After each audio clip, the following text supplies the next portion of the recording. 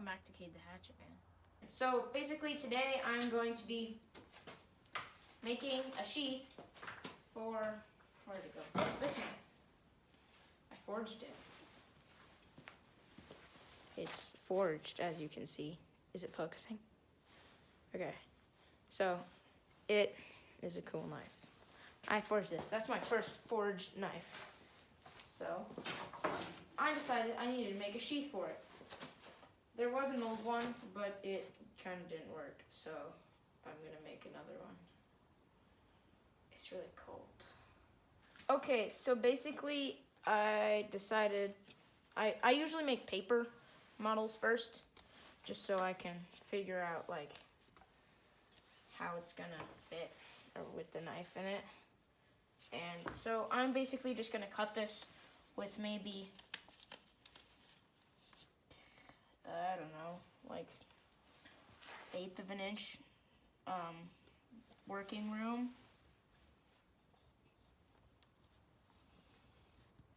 So I'm just using a pencil on the back of the leather so it doesn't show in the final thing. Some people use Sharpies, but I don't. Okay, so the only reason, okay, so you guys are probably, all the OCD people are probably really annoyed that I put it here, but I did that for a reason. Because this, the way that leather is, it's not a uniform texture. It is skin from an animal, so certain parts of it are more flexible.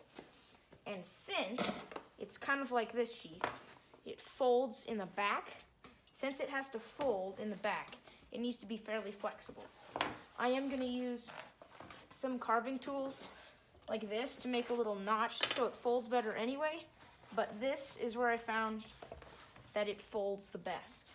So I have this X-Acto knife. I just changed the blade so it's pretty sharp, but, and that was end grain. Okay, so basically I'm just gonna cut this out on my pencil line. I'm gonna just go on the outside of it. I try to stay straight down because of, I don't want it to be an angle, or else burnishing makes it difficult. Burnishing is where you smooth the edge. I'll show you that in a second, actually. In a minute or two, actually that'll be my last step, so hang it on if you want to see how that works. So basically, why I made this video is because I've gotten a lot of questions and comments regarding how I make sheaths, especially on the I made a knife video. You should probably go see that video. I don't really explain how I made the sheath, just probably why I got so much questions. But basically, that's what this video is. This is my piece of leather, and as you can see, it is not very flexible, like at all. So basically, now I'm going to use this carving tool. If you can see it, it's rounded on the end. I would explain this a little better if I just showed you. So it kind of, see, I made a spoon, and that's kind of what it's for, actually. So I'm making a spoon. So basically, I'm going to go through here. I also have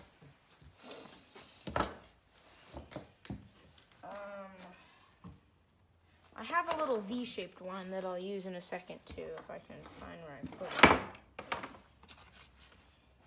it. I usually start it with that, so cut back when I found it.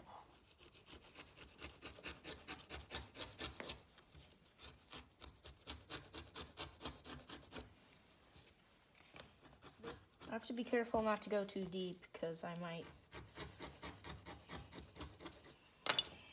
go through the leather. I have this spade-shaped tool, and I'm going to use this to go along the edges. So this is kind of a special kind of sheath. I usually don't fold them like this. Usually it's 2 pieces of leather stacked on top, but since it's such a small blade, it makes sense to do it this way. So yeah, it'll fit in there like that. It's kind of a big sheath, but it kind of has to be. This is leather oil. I wish you had 4D experience because this is like the best smelling thing in the entire world. Oh, it smells so good. Okay, so basically I'm gonna just oil this to see how it'll bend once it's oiled. And it'll give me a chance to actually oil it. Yay. It actually really drastically changes the color of the leather. So keep that in mind when you're doing leatherworking. See there, that now it's a lot more flexible.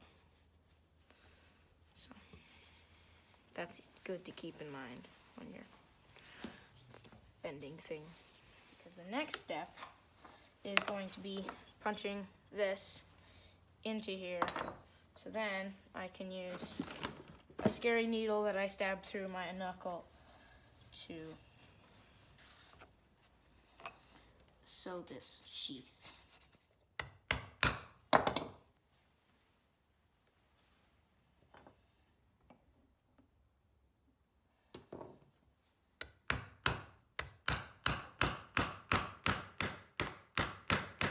And now I'm just going to line it up with the previous hole, like that. Okay, so kind of what proves the fact that leather is skin, I mean, everyone kind of knows that, but so basically when it's folded, you see the spine here, but then as soon as I unfold it, the oil leaks back into it, because when I do this, the oil all squeezes up into there, which is perfect because that's where I need it to crease. And so now that I have used the giant one that covers a little bit more ground, sorry I'm shaking, I'm kind of hungry and cold, I can use this one, which will work better for the turns and make it look a little bit more organic. Say turns again, it sounded like you said turds. Turns. Since this one only has 2, instead of lining it up, I would only get 1 hole each. So I line it up, make a little mark, and then I go off of the mark, which makes it a lot easier and faster. Okay, so basically I set up this whole system and I started to sew it a little bit, basically just because I couldn't remember how to sew. So it's just a stitch. It's just a saddle stitch. I'll show you. Nathan needs to zoom in a little bit and bring it down here so I can actually show you because I can't sew up here. So basically, you have this needle and you make sure the thread is on the correct side. So it has to be on the side that you just did. I usually start towards the butt of the sheath just because I like to. So you stab it through. Be very careful because this is how I stab through my knuckle. And then you bring it through again on the side that you just did. And then you pull it back. No, I did this wrong.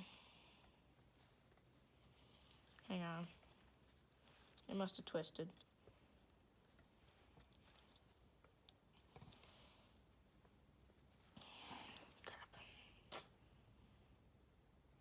Oh no, it did work. Okay, never mind. Sorry, I just didn't pull hard enough. Okay, so then shift. My hands are oily from doing the leather oil thing. Then you basically just pull the knots through. We moved inside because I was cold, and I finished doing all the sewing. You don't really need to see it. It's the black line. That's stitching. Took me a while because you have to do every single stitch unlike a sewing machine, where it's like a quarter of a second and it's done with a stitch. Me, it's like 30 seconds and I'm done with a stitch. So this took a while. So I finished off. I just did an overhand knot. I probably should have done a square knot, but it doesn't really matter that much. So then I'm just gonna get rid of these threads. Be really careful because because of the way that this is stitched, if you break the threads, it will unstitch the entire thing.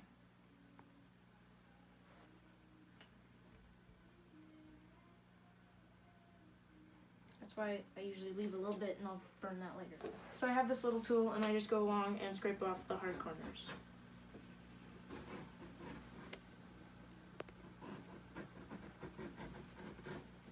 So I have this gum stuff and I'm basically just gonna rub it on the edges.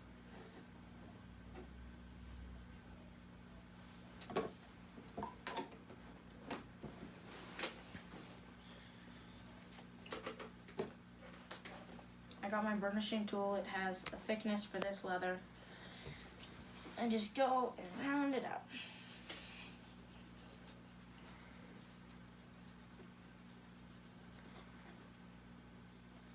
Okay, so thanks for watching. Please like and subscribe. Just as a recap, in this episode, we cut out a piece of leather, selected it, scored it, and then we punched holes, sewed it, and we now have a finished sheath now that the burnishing is done. So, thanks for watching.